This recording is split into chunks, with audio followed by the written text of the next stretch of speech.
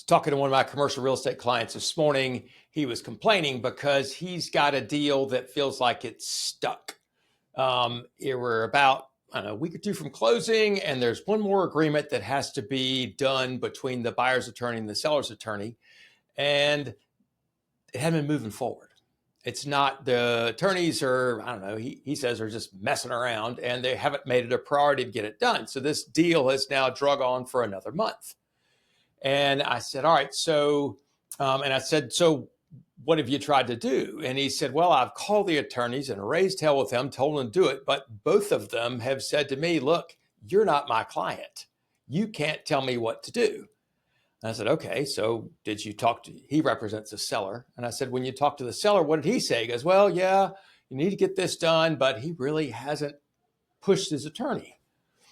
And I said, do you remember why people do things, especially why they do things that are uncomfortable? And he said, yes, because they have pain. I said, that's exactly right.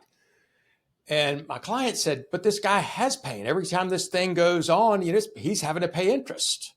The longer this thing, he's paying interest on the property every day that he hadn't sold it. And I said, does he know how much? And he said, I don't know. I doubt it. And I said, so here's what you need to do. I said, you can't tell him that. Remember, our job is to ask, not tell. But ask your client, hey, when you add it up, how much your interests carry, how much it costs to, pay interest on this per month. What did you figure out? And Michael said, I know that number. I said, what's the number? He said, it's about $8,000 a month. And I said, okay. I don't want you to tell him the number. I want him to look it up. I want him to figure it out. And then I want you to say, wow, $8,000, is that a big deal? You know what the guy's going to say? Hell yeah, it's a big deal. And you say, the longer your attorney waits, not only you're paying your attorney's bill, but in effect, the attorney is costing you $8,000 a month.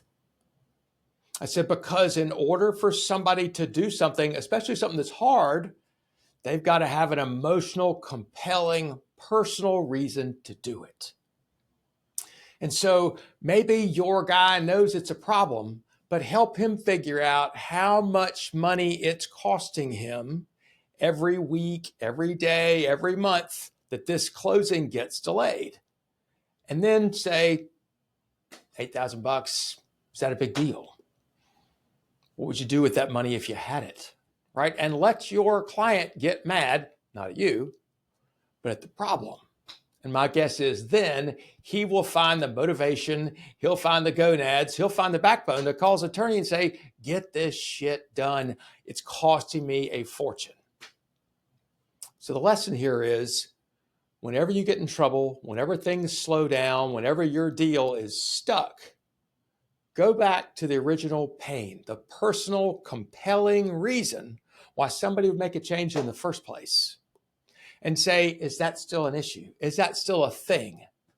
And if it's not, chances are you got no deal.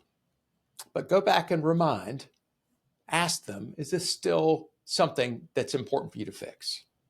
You do that, and you'll find your buyer's motivation very quickly, and either they move forward or you realize not to waste any more time. I'm Walker McKay with No BS Sales.